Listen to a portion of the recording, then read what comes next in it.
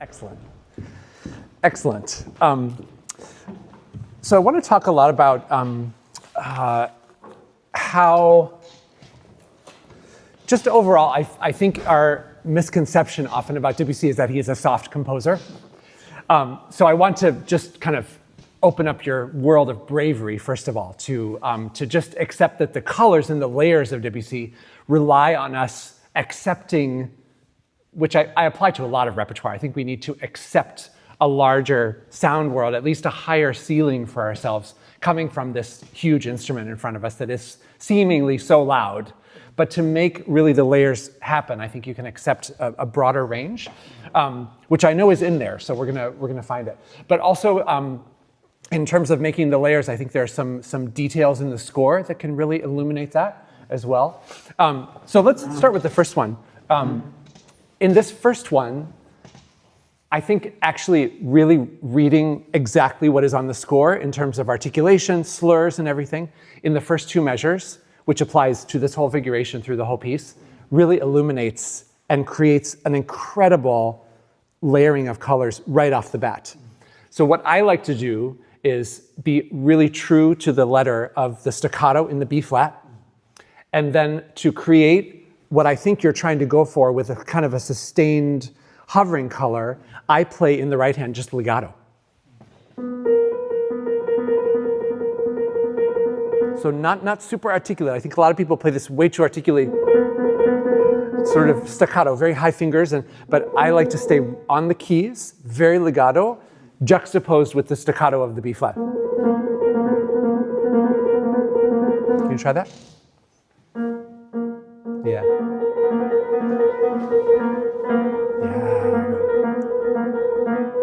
Yes, exactly. And although this is only a span of an octave, I would really encourage you to rotate a little bit to the right, let your thumb leave that C flat, because it's going to even out the color as well. Oh, there you go, yes. Yes, and then if you create that color, the emerging of the is just really takes our attention incredibly right off the bat.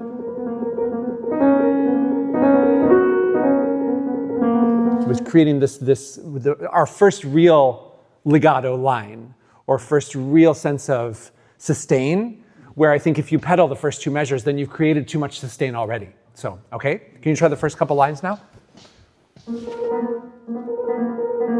Good, yeah.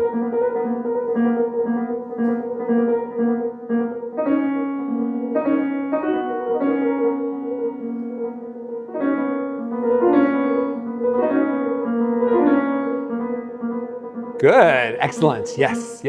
So, and a couple other details in the score, and at the end of the melody is with not only dipping down and extending the melody, but with a tenuto, actually. So I think you can lean into that a lot more. And then these are so interesting because the first note of them, as you see on the score, is the height of the crescendo. And it's not a crescendo, it's a hairpin coming down.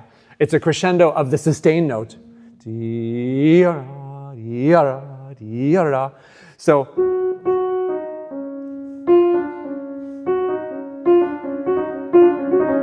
I think lean into the higher note a little bit more. Yeah, exactly. Just to create that wah sense of just a little bit of a mini little explosion. And then, of course, air away from the third note. So more on the first note, less on the third note. Okay.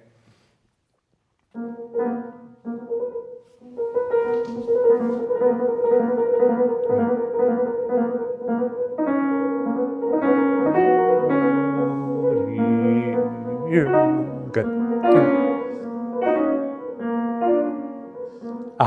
And you know the way to do that is to feel slightly heavier / more deep on the thumb and always up. By the time you come to the D flat, up. Yes, exactly. Because when we go up, we naturally take weight off. So, okay. Also, just a couple other tiny things to think about. I hear ever so slightly, there's a little bit of articulation of yours between the E flat and the D flat. And I think because, again, this is the first slurred melody that we have, pay extra attention and extra care for legato. Instead of that slight separation, almost negligible, but slight separation between the E flat and the D flat disrupts the legato a little bit. Okay. And the other thing is to think about when you're creating this color in the right hand, think very specifically about the exact depth in the key. I don't know how exactly exact we can be about the depth in the key, but where this might be more pronounced, so your staccato is maybe going slightly deeper, but feel as if in the right hand you're going only 25% down.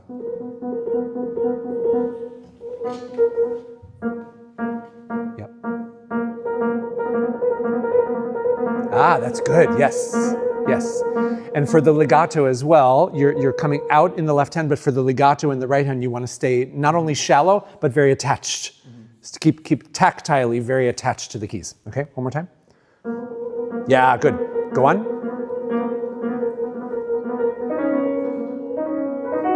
Good.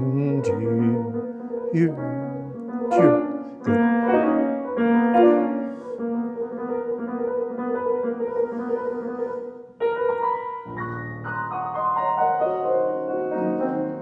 Good. Okay, so here, first, I think that's our first little, first actual outburst. We've had those, but those take up barely a quarter of a beat, I would say maybe, but this is a full beat. So I think that's the first opportunity where I thought you were too shy, just staying too much inside the piano. So, and then that pianissimo really is very stark, okay?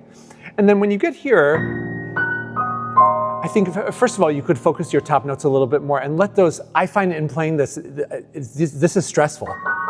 It's hard, but to feel more stable, just focus the top notes. Just let those be your guide. Yeah. Exactly, yeah. So not really that the thumb is the leader, but actually the 5 is the leader. Yep, okay. Good. Exactly, good. And I also feel that you give us such a good pulse and so steady in the first 4 lines, and then you're feeling these eighth notes just a little faster than your tempo, actually.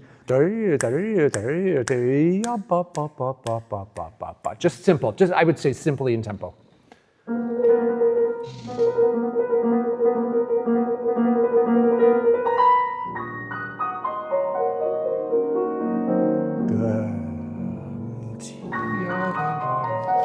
Nice,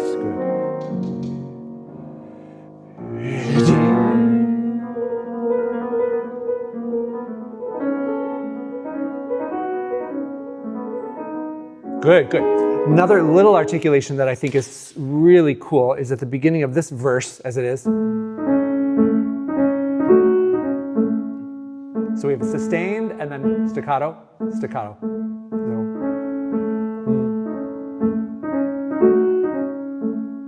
So let's really hear those as their own color, their own voice. Let me try there.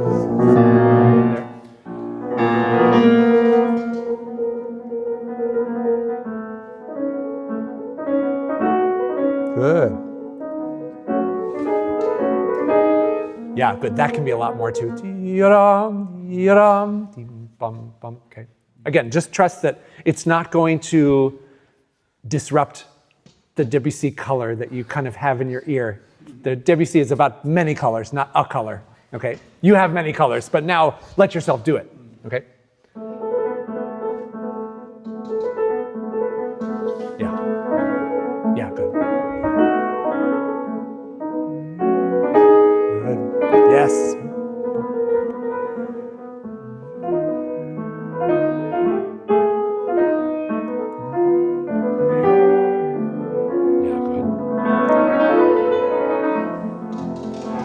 Good. Okay, so I did think that these were a little too loud, and I see now that, especially in your left hand, when you do the trill, you pull down. Can you keep the space under your palm so again, there's less weight. There's less weight on what you're trying to do. So as soon as we pull down, not without even trying, it's more sound because we're pulling more weight down. So, okay. Ah, yeah, good.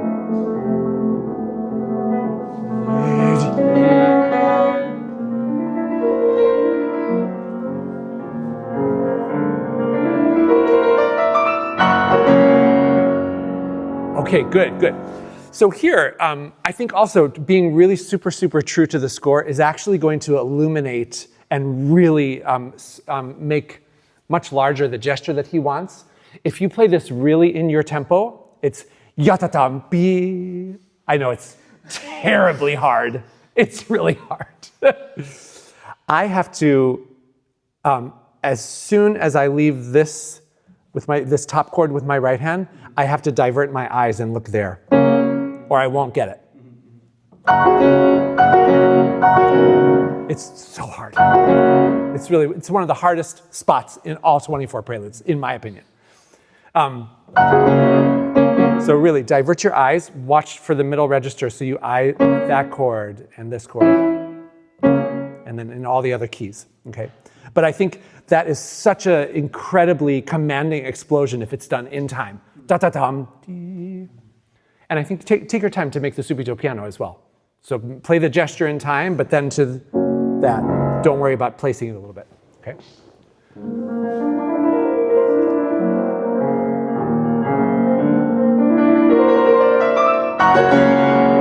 Good.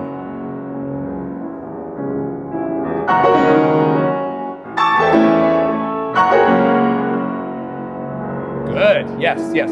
Just to kind of internalize the rhythm for yourself, I think we don't have to do it now, but I think maybe taking out one of the 16th notes, just to really internalize all the eighth notes and the eighth note pulse in your brain, but we don't have to do that now. You can do that. So here, when you land on this piano, I personally think that pedaling this actually creates, without you even trying, too much sound in the left hand. So I would take the pedal off because your tremolo in the left hand sounds great. So don't cover it up. Let it be as soft as possible without opening the pedal. Try it.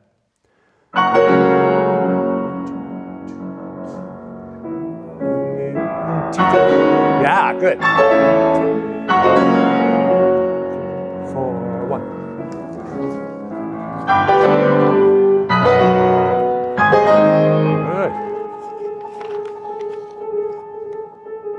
Good. Oh, and then this actually is not a subito piano, which we're so used to having.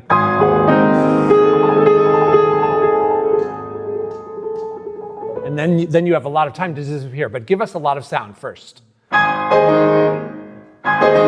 Good.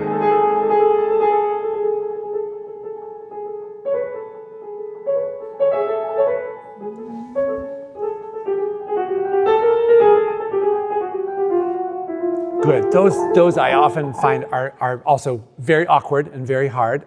I have to really shape and rotate much more than even in the beginning.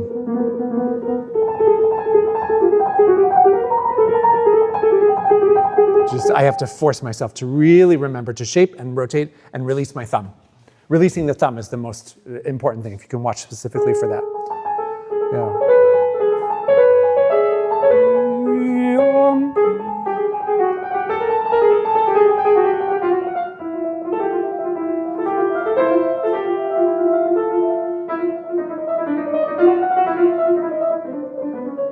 Good, yes. Specifically to make that shape happen, can you think that you're going a little bit forward to your 5?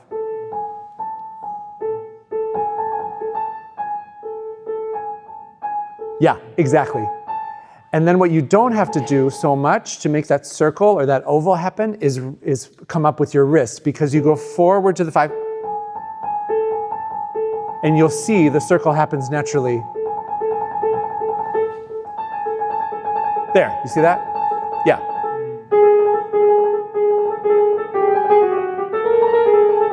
Good, yes. And can we have these staccato?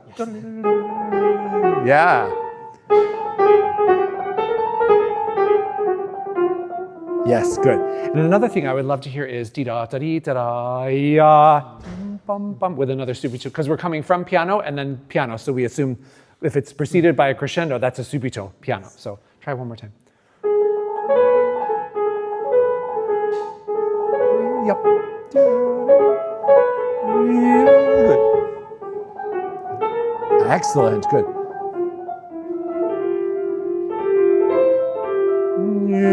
Good. Oh, sounds great. Good.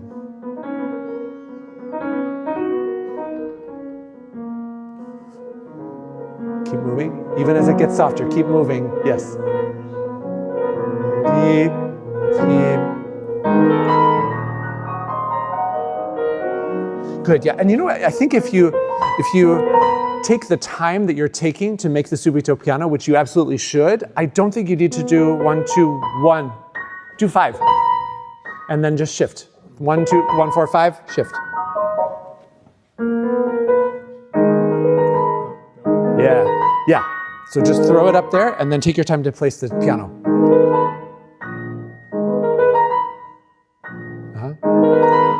Good. Good. And remember that pulse. It's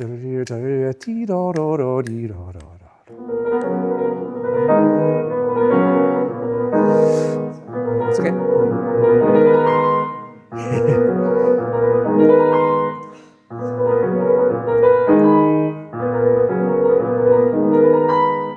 Good, yeah. Think of it really, do you think of it in 2 positions? 1, 4, 1, 4, 5. I know you were doing 1, but 1, 4, 1, 4, 5.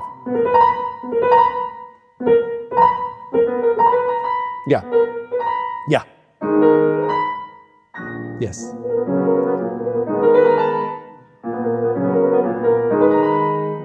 Good. I know it's in your muscles. Don't worry about it. Don't worry about it.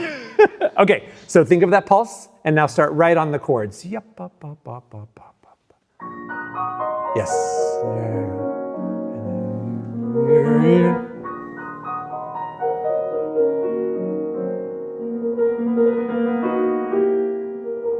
Good. Another thing about the accuracy of these chords is because you have the pedal, I know they're staccato, but limit the amount you come off the keys. Just leaving the keys and having a slight staccato is going to communicate the staccato that he wants underneath the pedal. Without it, so the more high you come, the more greater your probability for missing notes is. So,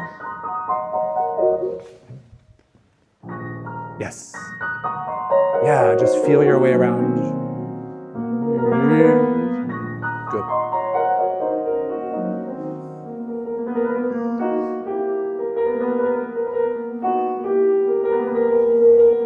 Maybe that could also be a more separate color. Just play with it. Find the level of sound that you want. That's just really discover the 2 very specifically different sounds that you want in this and in order to shape all the way down. Okay.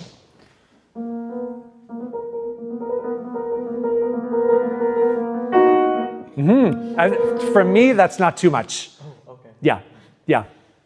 I might sometimes do too much in Debussy, I don't know, but I think really separating those colors is fine.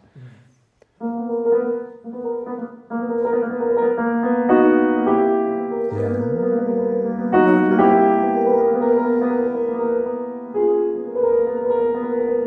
Good, yes. And then I think we can add on to that because now you are more brave with your sound. The fact that the first chord is the end of the crescendo, and then there's sort of a subito piano here. So it gives it sort of a 2-note slur feel. Ta-dum, ti-dum, ta-dum. So back away from the second chord. See how that helps the gesture. Yep. Yes. Yes. And then less active with these, less high with those. Stay close. Yeah, yeah.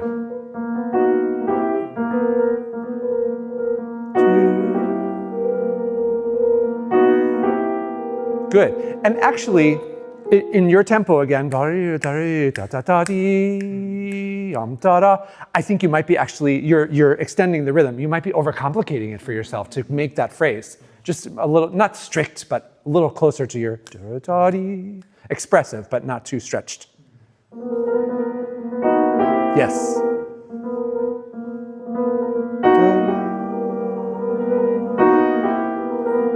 Great, let's just add one more thing to make the sound, to make the larger sound on the first chord, less of that. Do it from on the key. Yeah, there you go. Uh-huh.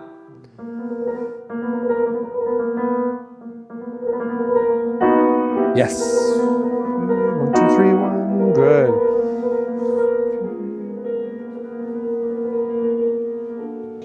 Good.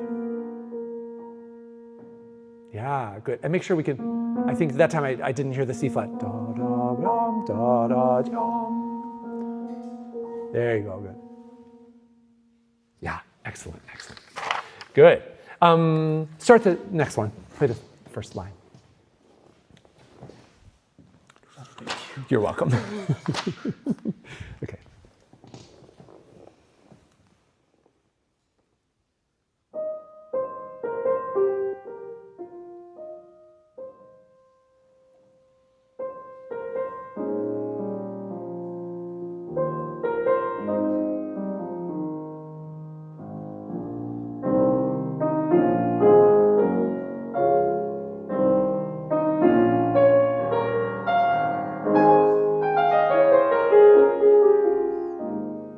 Good, nice, nice. Don't you love this one? Yes. It's so beautiful. It's just a perfect little piece. Couple things I noticed in your opening, which is super beautiful. I noticed you're doing 5, 4, 3, 4, 2. Have you tried 5, 3, 2, 3, 1? And then like 2, 1, 5.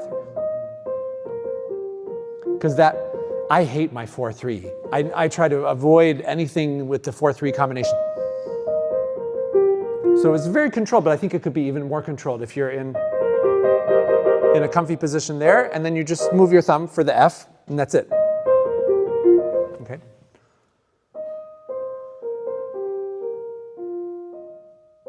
Ooh, yeah, good. Keep going.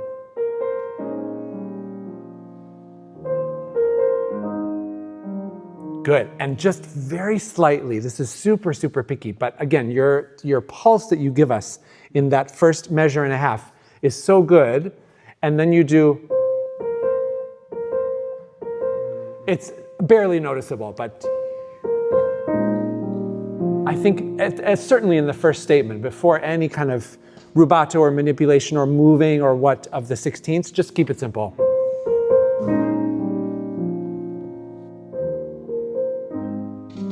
Okay, try that right there.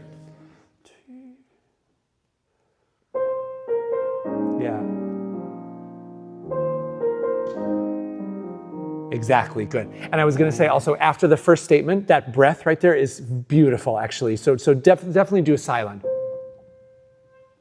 Okay, but we don't have to do that. Just go on. Right there.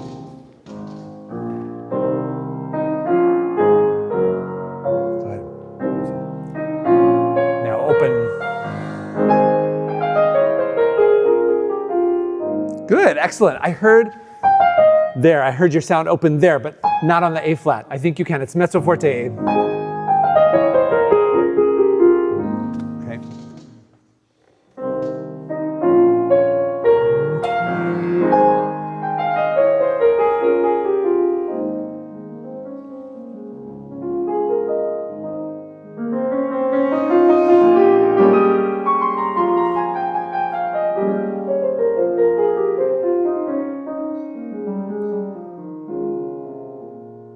Good. Okay, great. So look at the score. You did so beautifully. Now look at the last measure on the page and where the lines actually go.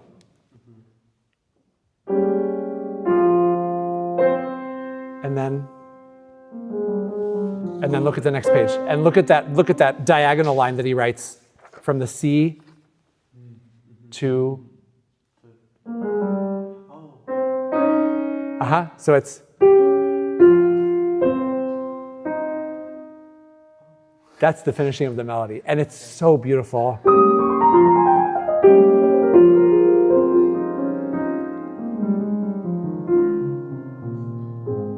So they interweave in that way. So if you bring out that left hand, really continue it through the E flat, and then it resolves to the F, to the A flat. It's magic, okay?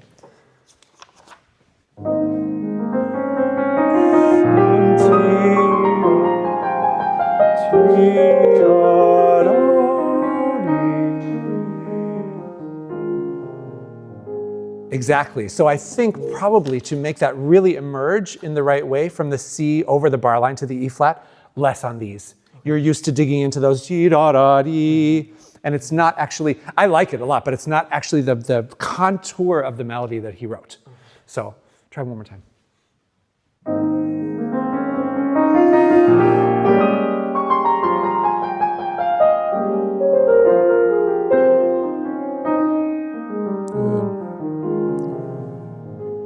Exactly, good.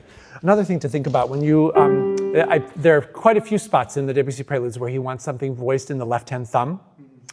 I noticed that your left-hand thumb is a little bit, it's sort of in our default position for our thumb, which is kind of on its side. When you want to voice something with the left-hand thumb, think of it more, slightly, I dare say, more vertical. So it's a little more from the bone. See how the sound just pops? Can you try that? Good.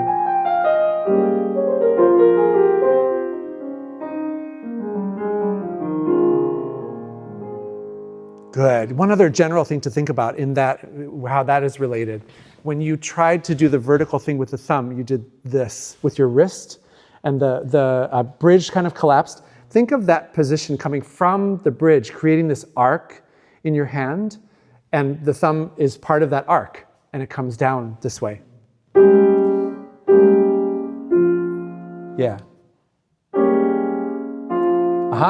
Exactly. Yep. So that time when you did it, just to sort of break it down a little bit, your fingers extended from your bridge looked very stiff. And I think if we think of our bridge being very solid, I don't want to use the word stiff, but our bridge very consistent and solid, the fingers actually come down very easily and naturally from the bridge, and we don't have to stabilize them so much. So think of that, but the fingers are just dangling. And what I love about this position is that it gets us away from this, the curled fingers that we learn when we're 5 years old, which we all learn when we're 5 years old. And I think it's a good way to start kids out, but actually it makes our bridge flatten. And it reduces the amount of possibilities we have with the ends of our fingers. We're stuck in this curled position. So feel that position without stabilizing your 2, 3, 4. There you go. Yeah. Yes. There. Yes, exactly. And see how that allows you to do the thumb in it just comes naturally in the arc. Okay? Great.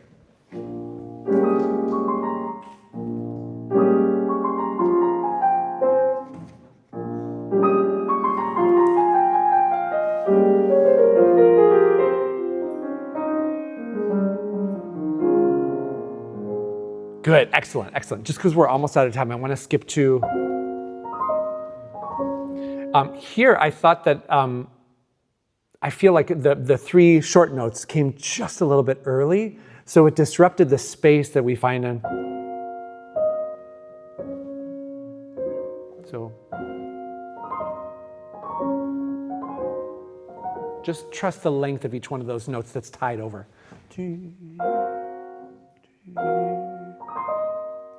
Yeah. Oh, it's beautiful. Good.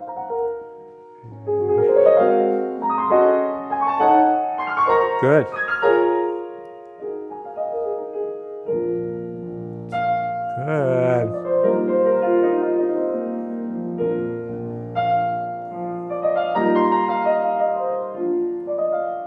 Yes. Good.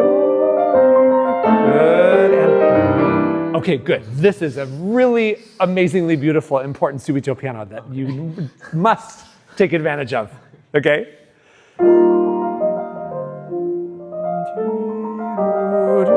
Open. Good. I think you can find a way, we often do break the sound, but I think you can find a way to not maybe go that far with the crescendo, but not have to break the sound. Da da da da, just with your pedal. Maybe change the pedal kind of slowly as you play the chord, so it's not as abrupt. Okay, try one last time and then we'll be done.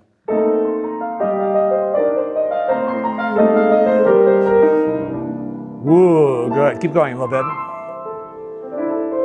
Oh, that also came early. 1. Careful of that.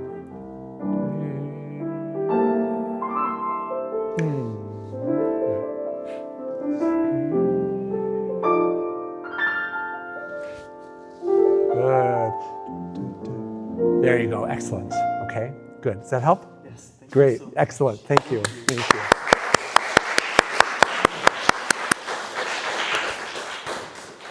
Awesome. You're welcome.